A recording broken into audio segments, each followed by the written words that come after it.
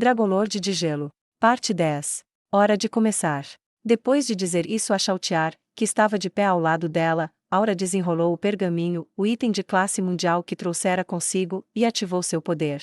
Depiction of Nature and Society. Simplificando, esse item confinava os alvos em um espaço fechado. Para ser mais preciso, ele trocava uma paisagem pintada pelo mundo real, e então convertia o mundo real em uma paisagem pintada. A definição de alvos neste caso era a mesma que a magia de Super-Aba Criação, e se referia a uma área específica. Nada dentro dessa área, animado ou inanimado, poderia resistir a seus efeitos. Desta vez, ela iria prender tudo dentro dessa caverna gigantesca no outro mundo criado pelo Depiction of Nature and Society. Chautiar e Ains estavam protegidos por itens de classe mundial, então não seriam presos dentro do outro mundo.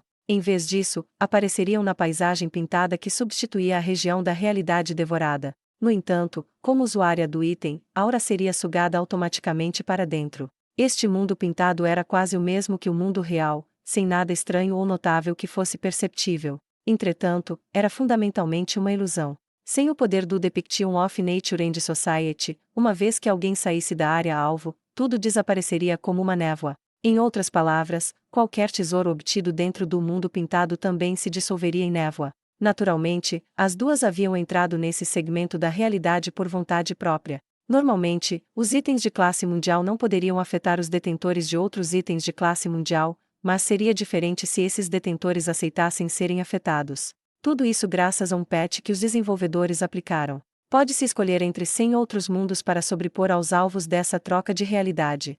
Por exemplo, havia terras de lava que causavam danos contínuos, paisagens boreais que causavam danos pelo frio, planícies trovejantes que choviam em intervalos periódicos, regiões de monção onde a visibilidade era praticamente nula ou mundos envoltos em neblina, como opções básicas. O estranho era que também havia campos de batalha que podiam ser sobrepostos. Depois de um certo período de tempo, um número considerável de reforços apareceria para atacar o inimigo. No entanto, essas tropas teriam apenas cerca de 60% da força de seus oponentes, de modo que geralmente se limitavam a esgotar os recursos do inimigo. Se os confrontos cara a cara fossem desejados, poder-se-ia enfrentar o inimigo com um número igual de entidades mais fortes, cada uma com 80% do poder do usuário. Devido a essa habilidade, era bastante útil se pretendesse derrotar o inimigo. O aspecto mais temível desse item não era atrair pessoas para um outro mundo, mas permitir que o usuário escolhesse quais alvos sofreriam seus efeitos. O usuário também poderia escolher esses efeitos. Em outras palavras, mesmo se o usuário criasse uma região de lava derretida, eles poderiam isentar alvos escolhidos do dano infligido pelo fogo. Dito isso, tinha suas fraquezas.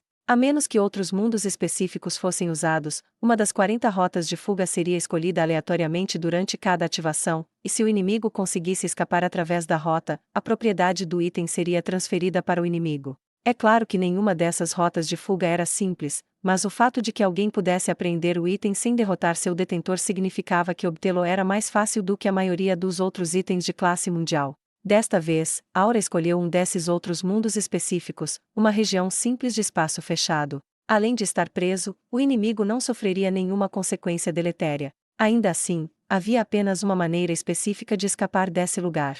Anjos, eu quero que bloqueiem a rota de fuga desse mundo. Quero nem imaginar na dor de cabeça se fugirem. Saiam das sombras e vão para lá. O Anjo se inclinou do esconderijo nas sombras e prestou muita atenção à explicação de Aura sobre a rota de fuga. Embora Aura não tivesse detectado nenhum invasor nas proximidades, ter cuidado era essencial. Aura, quantos mais entraram na pintura depois da ativação Arinsu? Só mais 2. Essa resposta significava que o inimigo não possuía itens de classe mundial. Elas soltaram um suspiro de alívio. Chautiar olhou pelos arredores das residências da antiga capital real. Era uma grande cidade, mas estava quieta, como se todos os cidadãos tivessem fugido. Elas precisavam capturar rapidamente o rei dos clãs, o governante dos Quagoas, e transmitir as palavras do Ser Supremo para ele. No entanto, a visibilidade foi impedida pelas casas e não conseguiram encontrar o lugar onde ele estava hospedado. Poderia remover só as casas Arinsu? Não. Mas posso criar um ambiente perigoso para causar danos ao longo do tempo. Por exemplo, se houvesse casas de madeira, eu poderia criar uma região de lava e queimar tudo até virar pó. Isso poderia matar todos, melhor não fazer Arinsu. Beleza. Mas ainda dá para ativar rapidinho e depois lidar com os que sobrevivessem, só que seria uma pena se os minérios derretessem. Os Quagoas alimentavam seus filhos com metais e coisas do gênero, então deveria haver grandes quantidades de metais ou minérios brutos em algum lugar.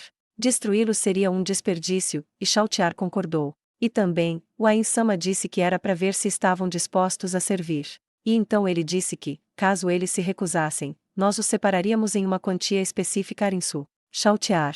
Depois de ver Aura estreitar os olhos, Chautiar percebeu o que ela estava fazendo. Vai ficar tudo bem, Arinsu. Eu juro, Arinsu. Eu absolutamente não quero estragar os planos, Arinsu. Já que jura, né? Ainda bem que me entende, Arinsu.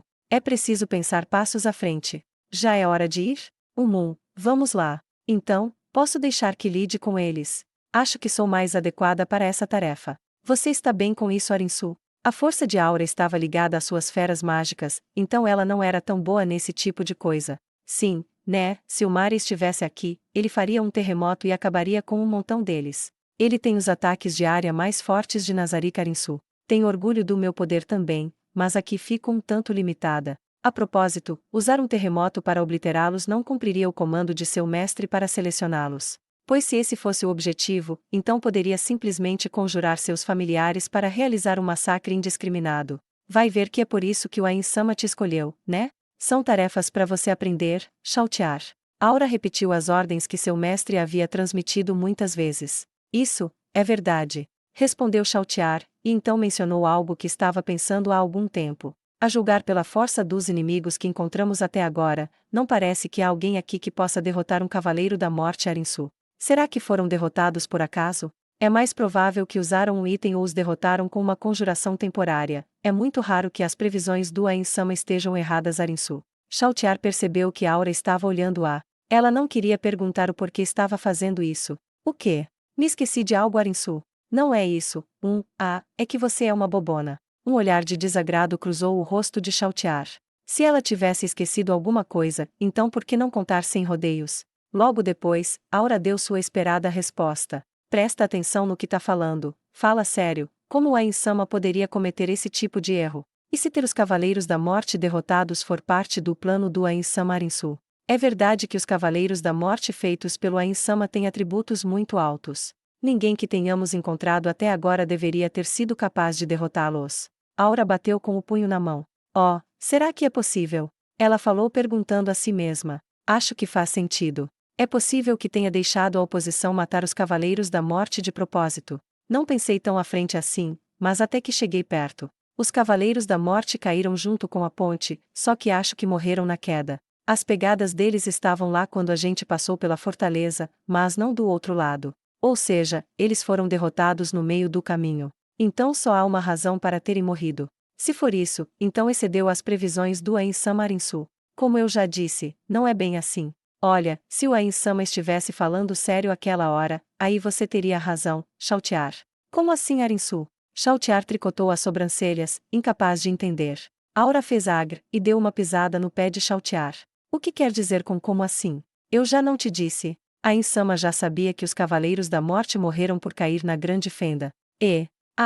Você é meio lentinha, né? Lembra quando o Ain-sama estava explicando as coisas para você e eu queria perguntar se os Cavaleiros da Morte tinham sido empurrados da ponte? Nessa hora o Ain-sama olhou direto para mim e ordenou que eu ficasse quieta. Não percebeu? Foi no momento em que ele deu as instruções. Chautiar piscou de surpresa.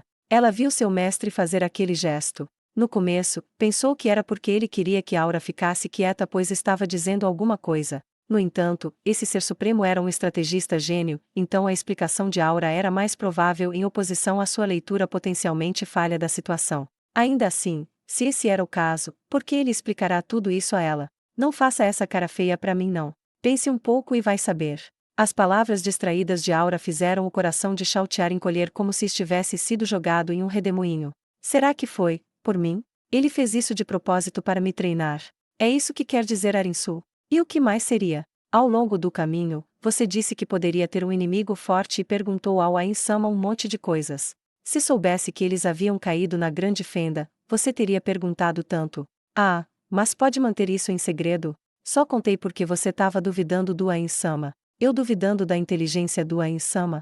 Nunca faria isso, Arinsu. Chautiar esperava que Aura não contasse sobre suas dúvidas, afinal poderia dar a entender que não confiava na proeza de um ser supremo. Enfim, só mantenha isso entre a gente. Do mesmo modo que o Ain-sama queria que eu guardasse isso, você tem que manter sua boca fechada também. Claro, Arinsu. Ao considerar a situação com calma, Aura havia cometido um pecado mortal, o de ignorar as ordens de um ser supremo. No entanto, isso foi porque ela sentiu que Chautiar mostrou desrespeito ao Supremo. Então fui eu ou a Aura que foi rude com os seres supremos Arinsu? Ou nenhuma de nós? A cabeça de Chautiar doía, e ela decidiu parar de discutir e não se preocupar com a questão de guardar segredos. Ainda assim, isso não é um sinal de desrespeito em si Arinsu? A propósito, se eles não jurarem lealdade, tô lembrando que o Ain-sama disse algo de reduzir os números para 10.000 era para poupar algumas das fêmeas, mas e as crianças? Ele especificou para deixar uma certa quantidade viva Arinsu. Eles ficam mais fortes comendo metais quando crianças, não? E se o Ain-sama vai governar eles, as crianças não seriam mais fáceis de fazer lavagem cerebral? Chautiar. Nesse momento, um sorriso maligno apareceu no rosto de Aura. Se o Ain-sama não deixou nenhuma instrução, quer dizer que é um teste, né? A gente até podia enviar os anjos para pedir orientações, mas a Ain-sama deixou que você decidisse as coisas, não? Então eu acho que ele quer te testar, para ver como se sai. Como será que minha guardiã vai cuidar disso? Sacou? Chautiar sorriu fracamente em resposta. Ela estava pensando nisso desde que receberá suas ordens.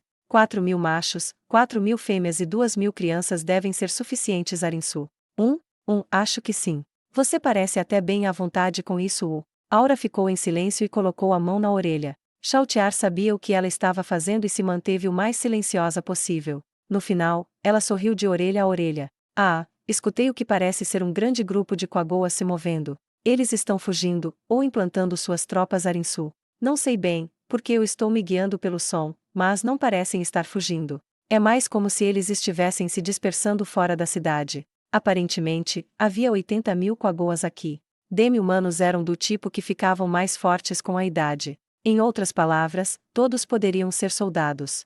Se eles mobilizassem mais de 10.000 e implantassem-nos na cidade, sua vantagem numérica seria reduzida pela metade. Mesmo que os intrusos fossem tão poucos que não se qualificavam como exército, eles possuíam um incrível poder de luta. A questão do dragão já deveria ter se espalhado por todos os Quagoas. Se fosse esse o caso, os mais inteligentes levariam os outros para fora da cidade para evacuar, enquanto se preparavam em uma formação para atrair o inimigo para a cidade e ganhar tempo com uma luta. Se um pequeno número de inimigos se movesse para a cidade, os Quagoas poderiam cercar a cidade e montar ondas de ataques para exauri-los antes de dar o golpe final com uma equipe de guerreiros de elite. Essa parecia ser a estratégia de batalha mais apropriada. Em qualquer caso, era necessário um espaço amplo e aberto para implantar uma grande força. Chautiar esperava apenas isso. Estão bem ali. Hora das negociações. Claro. O tempo de Ain-sama é precioso, não vamos deixá-lo esperando Arinsu.